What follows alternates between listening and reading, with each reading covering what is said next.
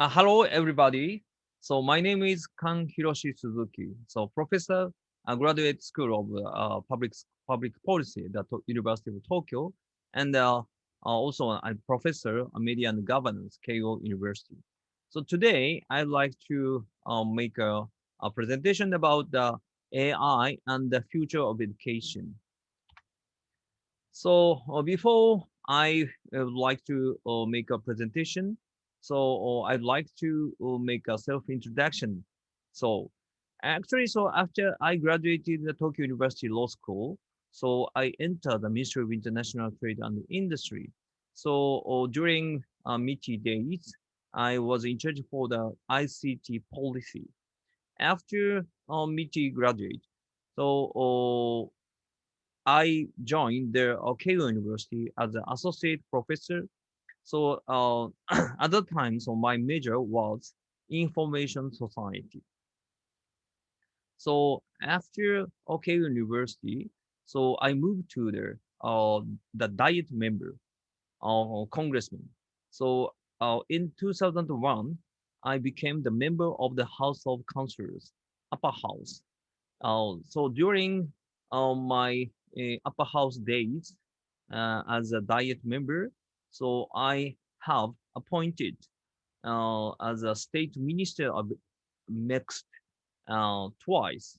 So mixed means the Ministry of Education, Science, Technology, Sports, and Culture. Yeah.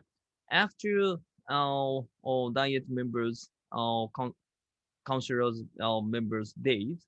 So I come back to academia. Now I'm teaching in Keio University and the University of Tokyo. So and additionally, so I have many hats. So one is global board member, Teach for All. Teach for All is covering over 50 countries to focusing on the level increase focusing on the increasing of the level of education from grassroots power. And also I'm doing a advisor of Bureau of Education, OECD, and especially I and my colleague have established the OECD Education 2030 project. Yeah. And also, I used to be the chief policy officer to the next.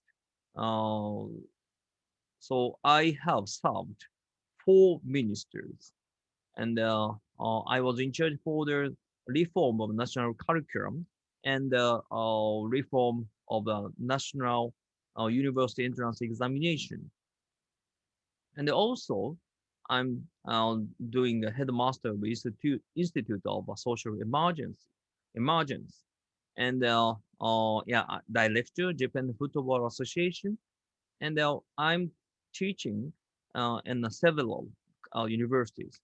For example, I'm invited professor of Osaka University Medical School, and Dentsu University, Wakayama University, Fukui University, Chuo University, Chiba University, etc.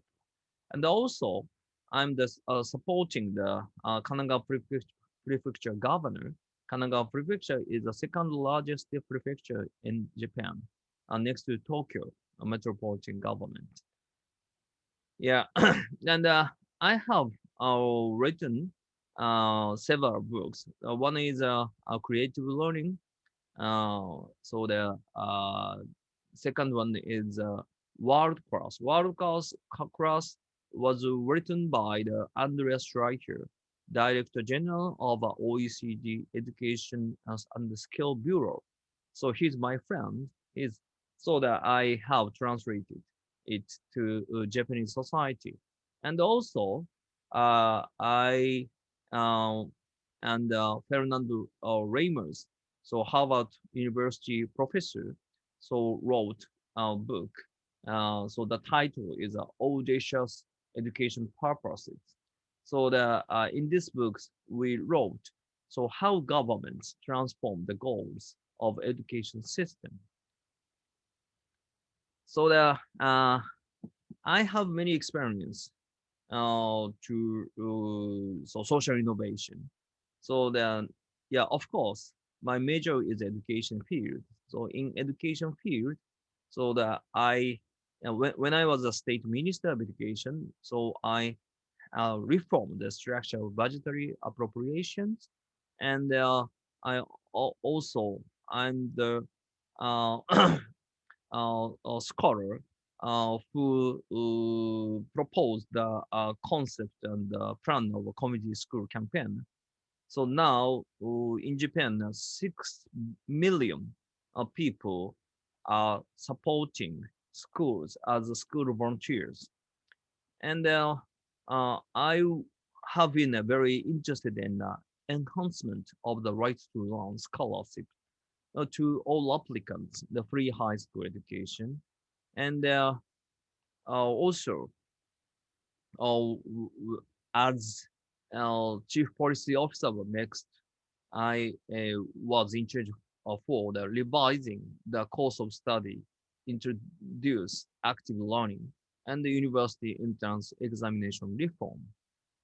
Yeah, and when I was a state minister, we Japan faced the very severe natural disaster, and so the Great East Japan earthquake. So I was in charge for the revival from the Great East Japan earthquake and creative revival education. Yeah, and so my second measure is medical policy.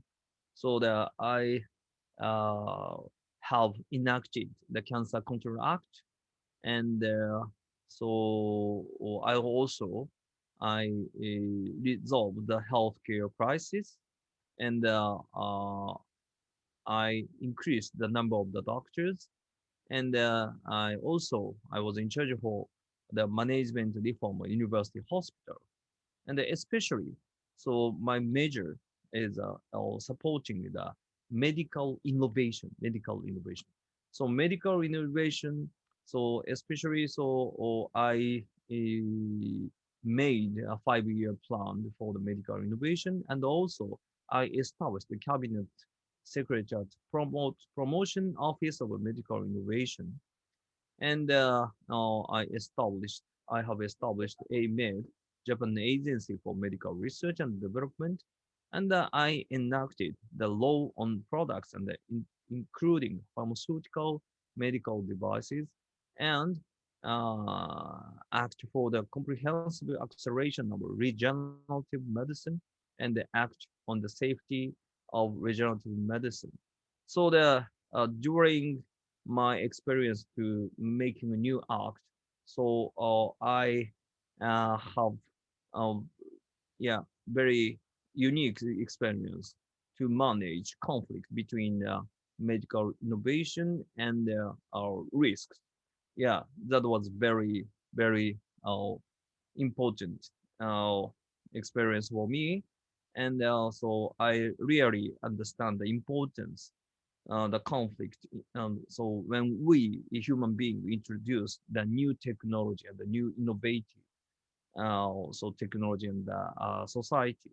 Yeah, and so another, so my major is community, NPO, NGO management, and the culture, policy, and the sports management. Yeah. So today's, so I move to the today's main topic, AI, ethics, and education. So, as so the IEEE in 2019, so they made they authored ethically aligned design first edition. So concerning about the uh, ethical and education. So the book explain. So we understand ethical to go beyond moral constructs and include social fairness, environmental sustainability, and our desire for self-determination. And autonomous and the intelligent system. So, or AIS for sustainable development. So IEEE sees sustainable development in the age of AI as ethical issue and points out that the education is important for achieving this.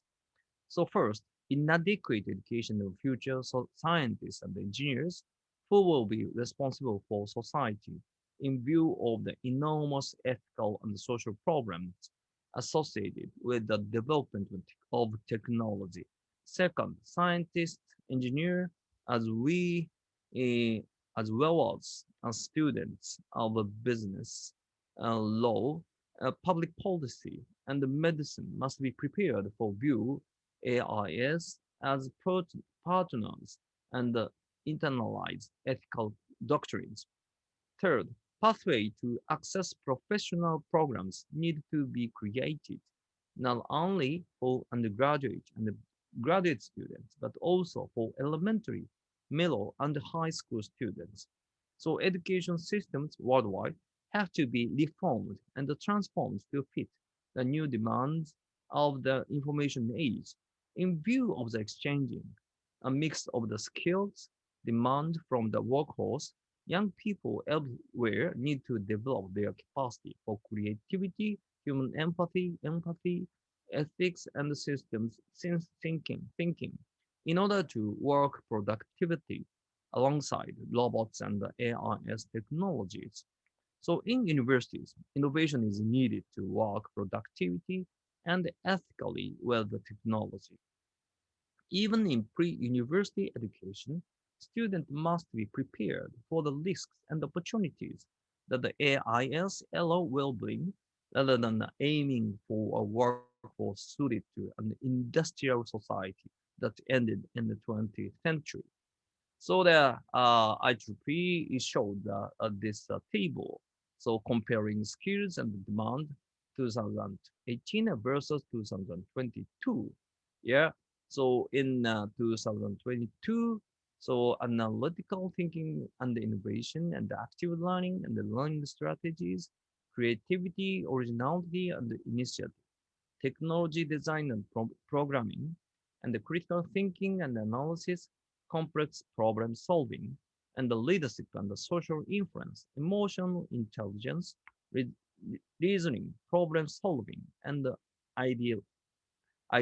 ideation, and the system analysis and the evaluation. So these are 10 or skills uh, yeah uh, must be emphasized in school education reform. Yeah, also there are future society and global civic debate on the governing the rise and the artificial intelligence. So IEEE, the future society and others are beginning to view the education of human resources to cope with the changing era and the labor caused by AI as ethical issue. So, oh, yeah. So I myself, so I'm teaching in K University. So I'm teaching a class of public philosophy. So amazingly, so the number of students has rapidly increased or recently increased. So now 950 students are participating my class of public philosophy. So many students, university students, has become interested in public philosophy. Yeah, and also, I'm teaching public philosophy not only Keio University, but also the Tokyo University Graduate School of Public Policy and the Department of Public Health and the Faculty of Pharmaceutical Science, and also Osaka University. I'm teaching public philosophy in the School of Medicine and Keio University Faculty of Nursing and Medical Care. And there, but when I teach public philosophy, so I always the importance that so we should teach general public philosophy, not only AI ethics. So yeah, and so actually, so I'm writing a high school textbook of public philosophy. Yeah. So oh, so always I'm talking. So we human being so well face era of a book. So epoch maker, changing world, and the human history for the first time in 250 years. So always I'm the explaining the key issues to think about the epoch making.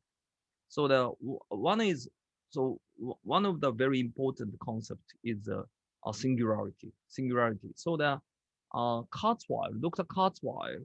So as you know, so he explained uh, in the mid to 2040s, artificial intelligence will surpass human intelligence, and the OECD and the World Economic Forum always the in, importance of the key concept of a VUCA. So VUCA means a volatility and uncertainty, complexity, and ambiguity. And as advisor and the bureau member of OECD, so OECD education policy has emphasized the new competency. So like reconciling tension and the dilemma, and the era of a VUCA due to the introduction of new technologies and the occurrence of a natural disaster. Many unpredictable conflicts occur under the unknown condition. So that's why so reconciling tension and the dilemma so will be the most important competency. So after graduation from the modern era, which began with the industrial and the civic revolution, the first major turning point in the history of the world, humanity, and the earth in 250 years is coming. We need epoch makers who can create a new era. So under this concept, so now Japanese government and the Japanese community, Japanese education community, so Japanese university, and so we always are saying turbulent era. So we are facing not only unexpected risks but also unexpected opportunities. So yeah, so the keyword again, so singularity and a booker and advances in science and technology like AI, IoE, robotics, regenerative medicine. So we will increase both social benefits and the risks. And also, yeah, globalization and the complexity, diversity, increasing unexpected this dilemma, conflicts, trade-offs, and conundrums. Yeah. So under so these trends of the global history, so we must educate human resources who can face unexpectedness and the dilemmas and overcome a crisis situation. And also, we must educate human resources who can master AI and who can face problems, challenges, and the difficulties that cannot be solved by AI. And also, we must educate human resources who can initiate and carry out creative and collaborative activities. So the human main activity so, transfer from the production to communication, collaboration, creation, culture. Yeah. So, and so under these concepts, so education policy should pay attention to educate active learner. Active learner means a person who engage in independent, interactive, and deep learning, and entrepreneurship. and a creative collaborative worker, social orchestrator, social innovator. So will be educated by new education. So not uh, cooperative routine labor. And so if we try to educate social orchestrator and the creative social innovator and the creative collaborative art worker, so the project based learning and the problem based learning will become the main part of education. So and the liberal arts education will again become very important. And again, so I emphasize the meaning of history education. So I think, so history is stories of our ancestors and the philosophers who struggled in the midst of dilemmas. So that's why, so we must learn history. So, so when we when our generation and when our new generation, my children, my history, my student, so will learn history, so the we can get the wisdom and the knowledge from our ancestors, philosophers, stories. And the LC is very important. LC means the ethical, legal, social issues.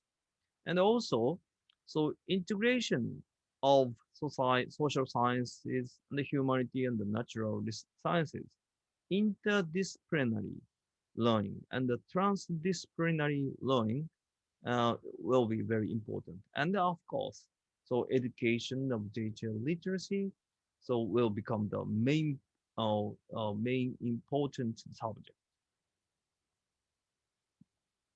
And when I was a state minister, and when I was a chief policy officer, so Ministry of Education, Japanese Ministry of Education, so established uh, ministerial roundtable on the human resources cultivation for society 5.0.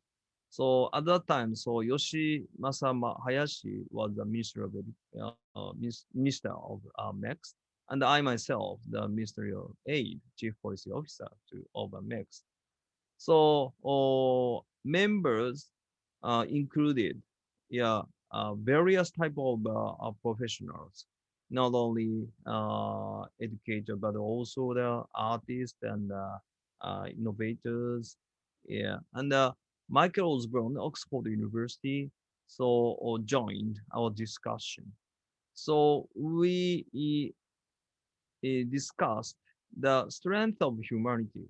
So sensitivity and the ethics to understand and make sense of the real world, the ability to deal with and adjust to the dilemma and the unexpected, and the ability to carry out responsibility.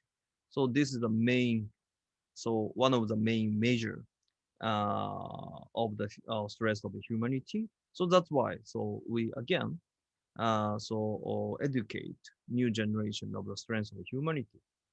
And also uh, again, so we emphasize the importance of the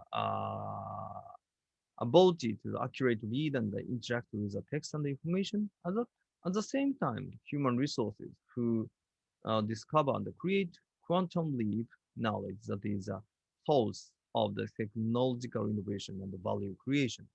And also human resources who can connect the technology innovation with the social issues and the creative platforms.